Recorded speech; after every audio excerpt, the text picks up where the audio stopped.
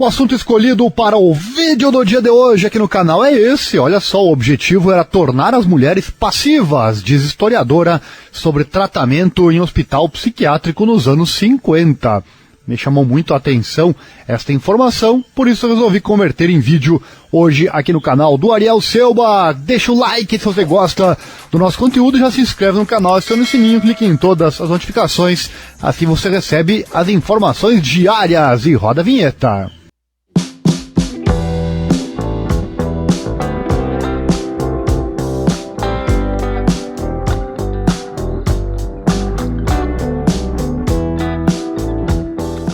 E a historiadora Elisa Teixeira de Toledo, da Casa Oswaldo Cruz, teve acesso a prontuários do Hospital Psiquiátrico de Juqueri, em São Paulo, elaborados ao longo de 20 anos, entre as décadas de 1930 e 1950.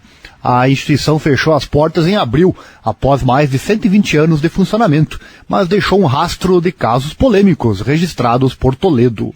Os documentos mostram, por exemplo, que muitas das mulheres internadas eram sãs. Elas iam para lá, levadas por seus maridos, porque tentaram escapar de casamentos arranjados ou queriam trabalhar, e raramente voltavam para casa. Eram abandonadas na instituição.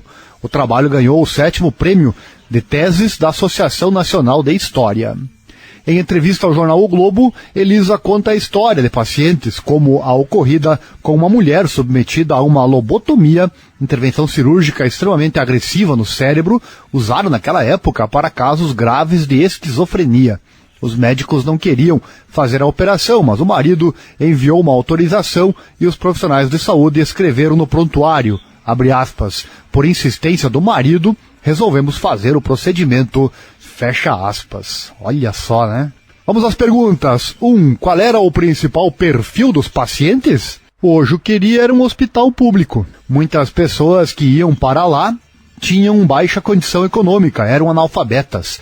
Casados ou solteiros, muitos não saíam do hospital porque não eram procurados pela família. Eram considerados pacientes difíceis que já tinham passado por outros tratamentos.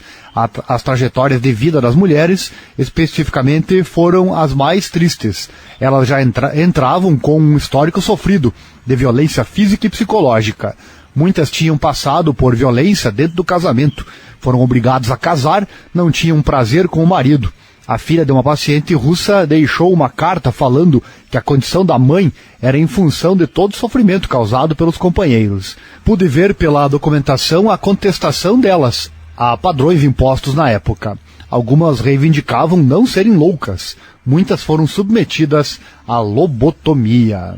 2. O que levava essas mulheres a serem operadas? Os próprios médicos diziam que algumas pacientes eram lúcidas. O problema era mais uma patologia moral, de ir contra os costumes e a ideia do que era uma mulher saudável. Com outras, esse aspecto fica menos evidente na documentação, porque envolvia delírio e alucinação, então eram consideradas esquizofrênicas.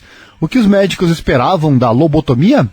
O objetivo da própria terapêutica era acalmá-las, acalmar comportamentos de agitação.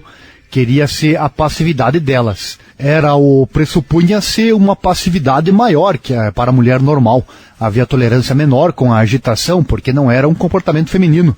Tratava-se também de uma forma de gerência do espaço hospitalar. O primeiro trabalho sobre lobotomia nos Estados Unidos dizia isso, que era para deixar os pacientes mais manejáveis. Olha só a quantidade de atrocidades que já aconteceu na história da humanidade, né? 3. A senhora pode citar algum caso dessas mulheres identificadas nos documentos? Tem um em particular que me marcou muito. Uma paciente de origem japonesa que foi diagnosticada com esquizofrenia e os médicos não queriam fazer a cirurgia. O marido enviou uma autorização e os profissionais de saúde acabaram escrevendo no prontuário. Por insistência do marido, resolvemos fazer a psicocirurgia.